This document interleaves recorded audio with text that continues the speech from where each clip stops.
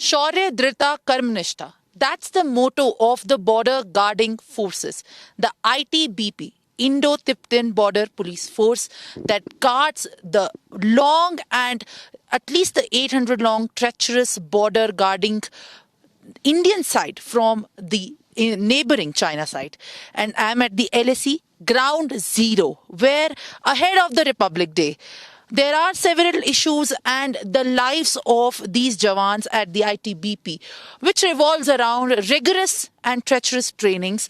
Along with that, the kind of challenges that they have to face every day to remain determined and steadfast into overcoming the challenges. This is the motto of all these personals who are conditioned into believing that their first and foremost priority is to safeguard the interest and the safety of the nation. Now joining me, in fact, is one of the ITBP personnel. बहुत बहुत शुक्रिया sir हमसे बात करने के लिए.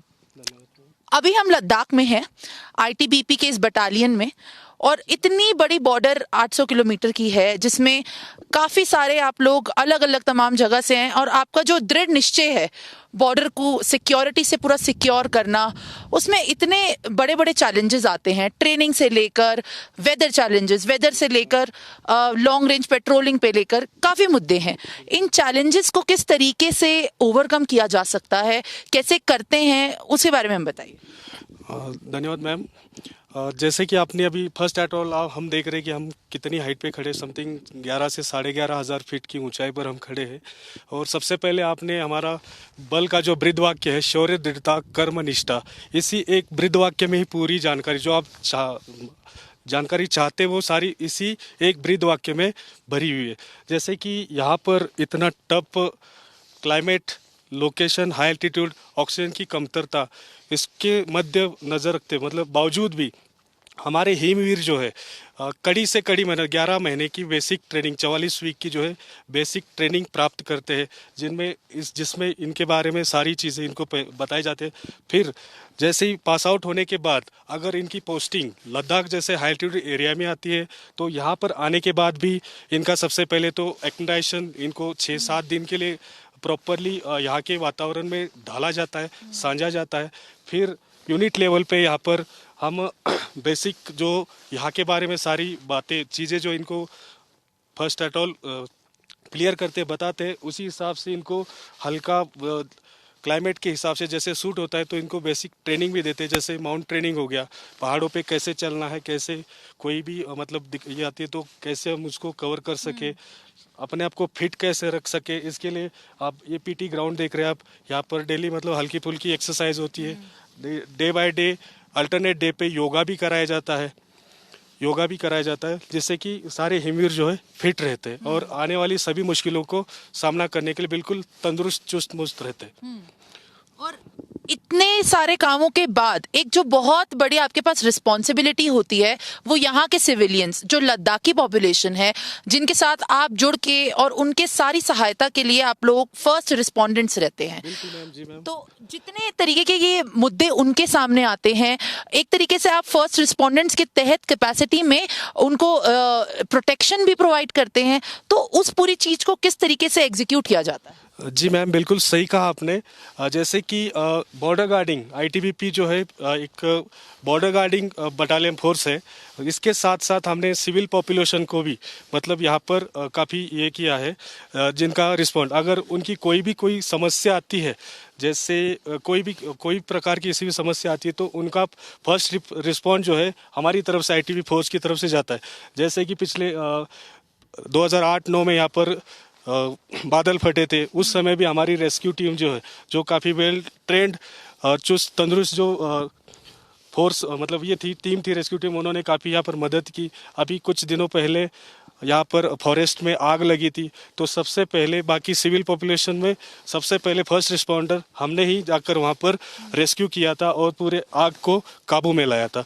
तो civil population की उम्मीदें जितनी हमारे मतलब बरकरार है, उतना ही हमने उनके साथ भी अपना रिस्पॉन्ड बिल्कुल सक्रिय रखा है.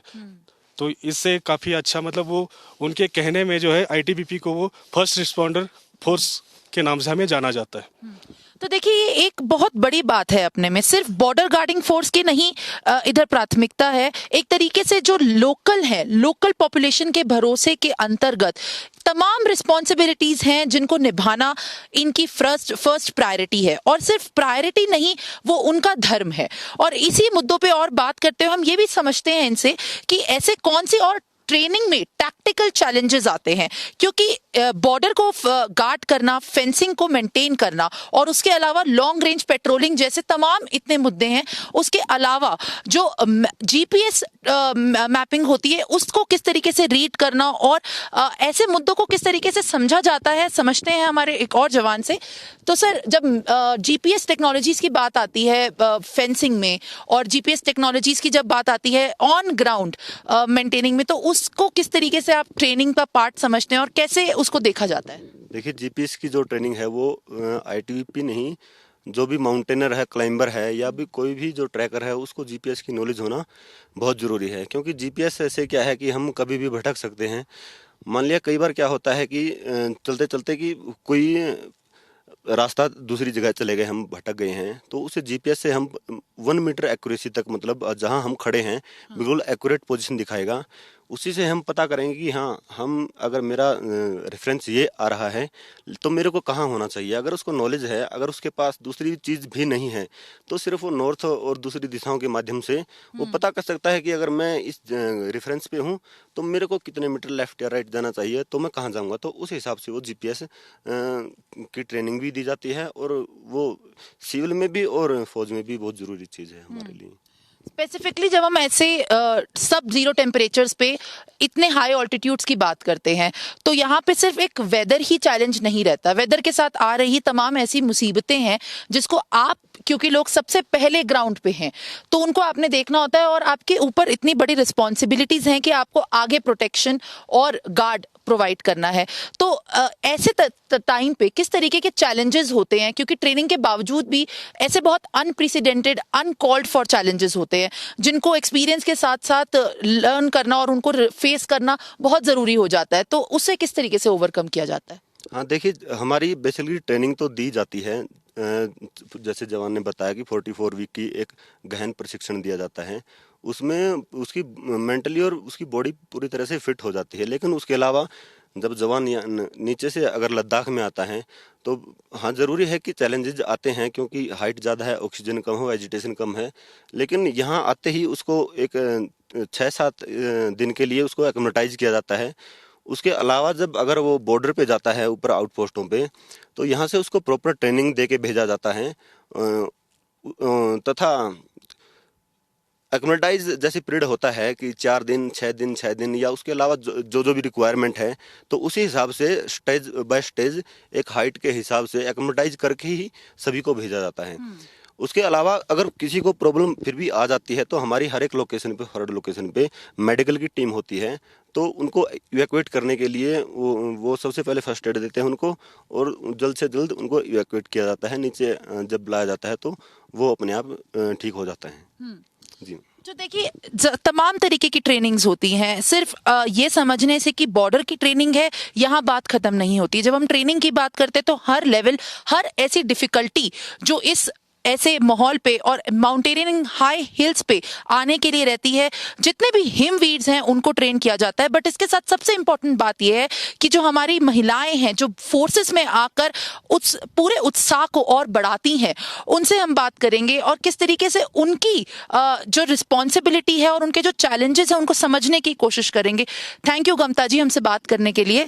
जिस तरीके से हम बॉर्डर में देखते हैं अभी महिलाओं का जो पार्टिसिपेशन है वो कुछ सालों में पिछले हर जगह के ऐसे फर्स्ट आउटपोस्ट जहां पर गार्डिंग, डिफेंस और ऐसी तमाम सिक्योरिटी फोर्सेस है जहां पे उनका बड़ा है, पर महिलाओं के लिए अभी भी बहुत मुद्दे हैं। और आप जब यहां से बात करती हैं इन सारे मुद्दों को first hand, shoulder to shoulder उनको रिस्पॉन्ड करती हैं, तो क्या आपके पूरे कार्यालय में, क्या जीवन शैली में क्या ऐसा रहा है जो बहुत डिफिकल्ट रहता है ऐसे हाई टेरेन पे, डिफिकल्ट माउंटेनियरिंग एक्सपीरियंसेस में?